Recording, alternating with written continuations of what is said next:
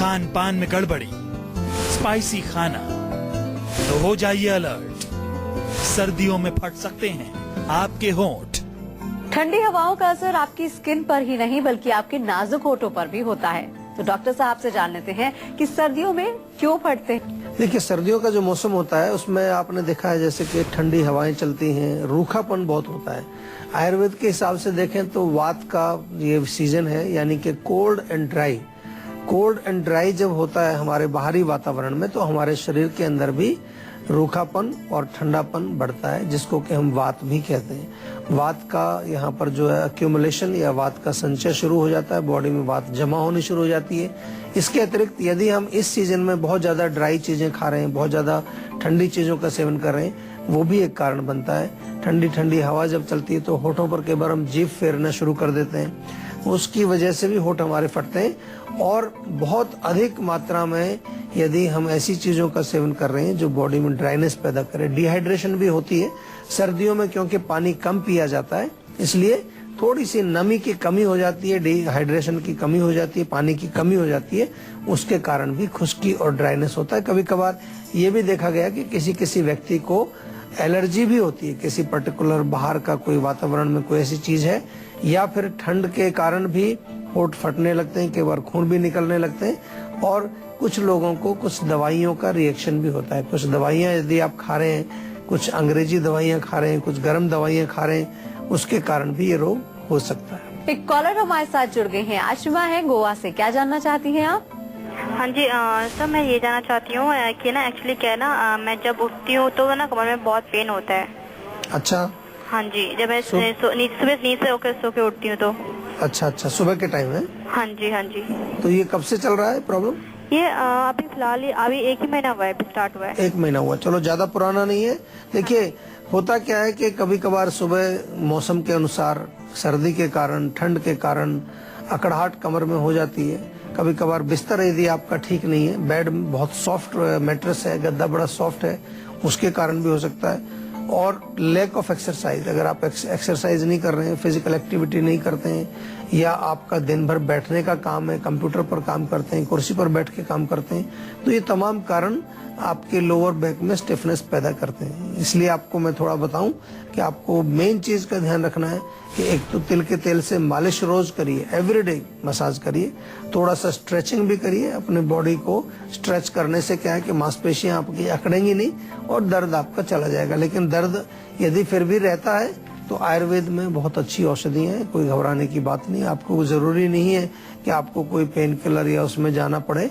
आयुर्वेद में बहुत अच्छी दवाइयां हैं, जिसके लिए आप हमारे यहाँ पर डॉक्टर से बातचीत करके या किसी भी जीवा की क्लिनिक में जाकर के पर्सनली आप डॉक्टर से मिलें। और एक पेन काम ऑयल तो आप फोन करके भी मंगा सकते हैं। सर्द हवाएं होठों को शुष्क बनाती हैं। ऐसे में अगर होठों की प्रॉपर केयर ना की जाए तो कई बार होठों से खून तक निकलने लगता है। डॉक्टर साहब, ऐसे में क्या किया जाए?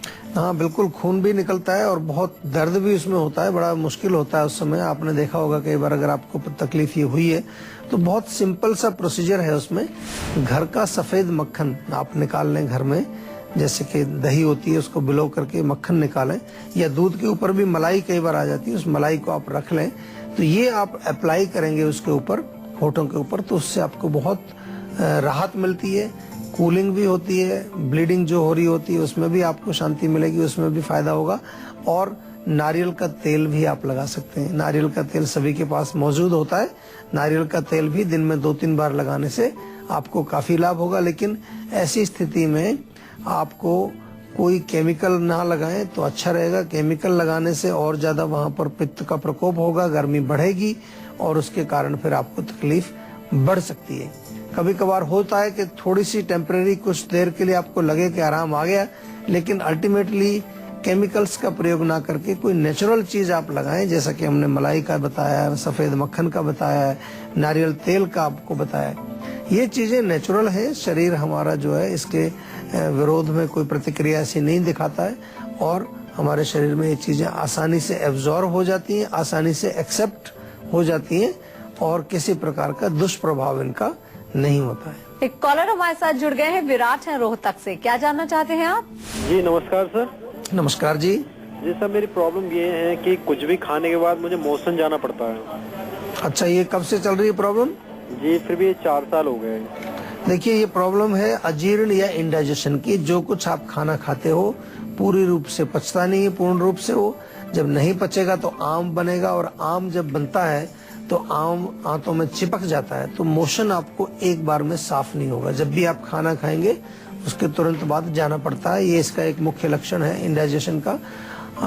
अगर आप डॉक्टर के पास जाएंगे तो कई प्रकार के नाम इस बीमारी को दिए जाते हैं। कभी एमेबाइसिस कह देते हैं, डिसेंट्री, या फिर जो है कोलाइटिस उसको कह देते हैं। कई प्रकार के नाम आपको दिए जाते हैं। उसको आईबीएस भी कभी कह देते हैं कि आईबीएस रोग आपको हो गया है। घबराने की बिल्कुल कोई बात नहीं है। ऐसे रोगों का पक्का इलाज आयुर्वेद के अंदर है। कभी भी आपका पेट खराब हो, आंव बन रहा है, मोशन क्लियर नहीं होना है, रोहतक में आप रहते हैं, सोनीपत में आप चले जाइए, हमारी क्लिनिक है वहाँ पर सोनीपत में, डॉक्टर से वहाँ परामर्श कर लीजिए। और अगर फोन के माध्यम से दवाई मंगाना चाहते हैं, इसलिए मैंने आपको कहा कि ऐसे रोगों का इलाज बहुत ही आसानी से और पक्का इलाज हमारे यहाँ पर है। तो मैं आपको इसलिए ये भी नहीं कहूँगा कि आप किसी और कहीं जाकर के इलाज कराएं।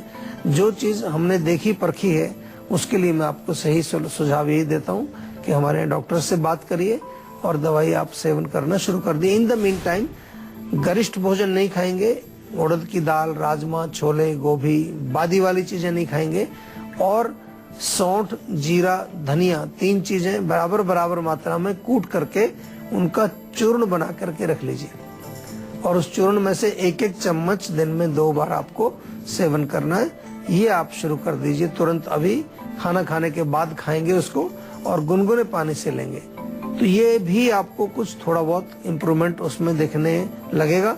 लेकिन पूर्ण रूप से ठीक करने के लिए आयुर्वेदिक औषधियाँ, बहुत अच्छी औषधियाँ हमारे यहाँ जीवा में बनाई जाती हैं बाकायदा शास्त्रीय तरीके से, और हर चीज का जो है क्वालिटी कंट्रोल बिल्कुल रखा जाता है, जिससे कि रोगी ठीक हो। हम लोग चिकित्सा के क्षेत्र में काम करते हैं और हमें क्वालिटी मेंटेन करने का जो है ये हमारा एक मुख्य उद्देश्य यही है कि जितने भी पेशेंट हमारे यहाँ पर आए उनको रिलीफ मिलना चाहिए। इसलिए औषधि जो है अच्छी क्वालिटी की बनाना बहुत जरूरी होता है। बढ़ती ठंड में होठों के खास ख्याल के लिए जरूरी हो जाता है एक हेल्दी डाइट का होना। ऐसे में डाइट में डॉक्टर साहब किन चीजों का सेवन करना चाहिए और किन का नहीं?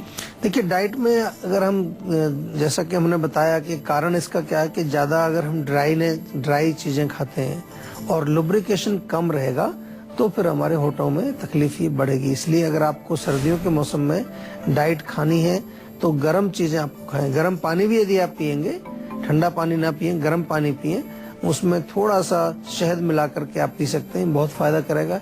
इसी प्रकार से दूध अगर आप पीते हैं तो वो भी गर्म दूध पीना है, और गर्म दूध में थोड़ा शहद मिला के पी लीजिए। आप जो भी चीज खाएं वो गर्म हो, थोड़ा सा तरीदार हो, जैसे कि सूप वगैरह ले सकते हैं, सब्जियों के सूप, उसमें थोड़ा मक्खन डाल करके आप लें या घी डाल करके आप लें, उससे आपको बहुत रिलीफ मिलेगा। अखरोट खाने से भी फर्क पड़ता है क्योंकि अखरोट के अंदर भी लुब्रिकेशन होता है। बहरहाल कहने का मतलब ये है कि ओवरऑल आपको ध्यान ये रखना है कि शरीर में लुब्रिकेशन यानी कि कुछ स्नेह अंश आपकी बॉडी में जाना चाहिए, जिससे कि आपके होठों में ड्राइनेस या खुश्की नहीं आएगी और आपके होठ बिल्कुल अच्छे और सुंदर बने रहेंगे। एक कॉलर हमारे साथ जुड़ गए हैं, आकाश है मथुरा से। क्या जानना चाहते हैं आप?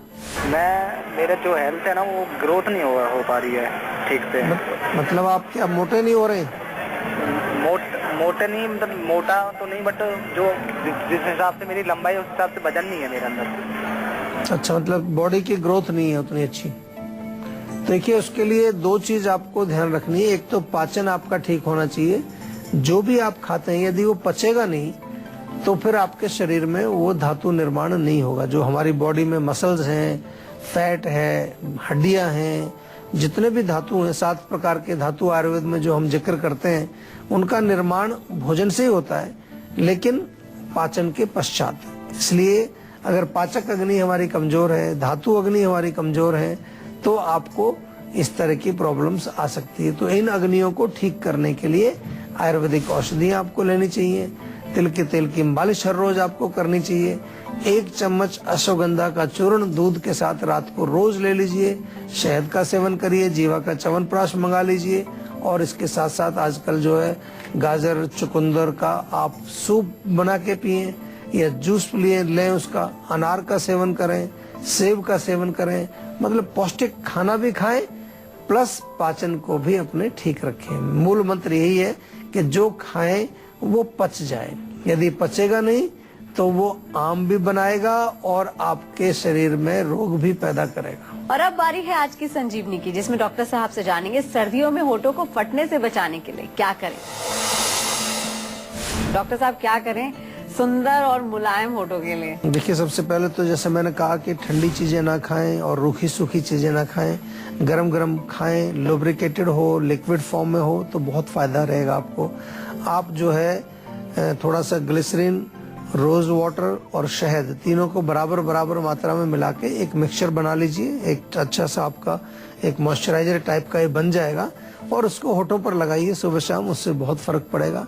अगर होठ फट रहे हैं और साथ में होठ काले भी पड़ रहे हैं आपके, तो गुलाब की पत्ती पीस करके दूध में थोड़ा पीस लें, पेस्ट बनाएं और उसको आप होठों पर लगा के रात को सो जाएं, उससे आपको बहुत रिलीफ मिलेगा। इंटरनली जैसा मैंने कहा कि गाजर, पालक इत्यादि का सूप बना करके आप पिएं, उससे आपको रिलीफ मिलेगा। और मलाई जो होती है, दूध के ऊपर जो मलाई आती है, उसको आप रख लीजिए थोड़ा सा उतार करके, वो होठों पे लगाने से आपको बहुत फर्क पड़ेगा। इससे एक और मैं आपको बहुत बढ़िया बेहतरीन नुस्खा बताऊं कि नाभि के ऊपर तेल लगाने से भी हमारे बॉडी के अंदर स्निग्धता बनी रहती है। आमतौर पर कई बार हम बताते हैं आपको कि नाभि पर तेल लगाना चाहिए। नाभि पर तेल लगाने से पूरे शरीर के अंदर ही स्निग्धता पहुंचती है, क्योंकि नाभि ही हमारा वो पॉइंट है जिसके माध्यम से जब हम गर्भ में होते हैं वहीं से सारा पोषण पूरे शरीर को पोषित करता है। वो हमारी जो एक अम्बिलिकल कॉर्ड वहाँ लगी होती है, उसके माध्यम से माता से भोजन वगैरह सब आता है और हमारे पूरे शरीर को पोषित करता है। तो इसी प्रकार से नाभि का इम्पोर्टेंस बहुत है और नाभि पर तेल लगाने से आपके शरीर में रूक्षता नहीं आती है, सूखापन नहीं आता है, आपका शरीर जो है वो स्निग्ध बना रहता है। तेल की मालिश भी अगर आप करेंगे रेगुलर, उससे भी आपको बहुत फर्क पड़ेगा। तिल के तेल की मालिश सप्ताह में 2-3 बार जरूर करनी चाहिए। एक कॉलर हमारे साथ जुड़ गए हैं, यशपाल हैं फरीदाबाद से। क्या जानना चाहते हैं आप?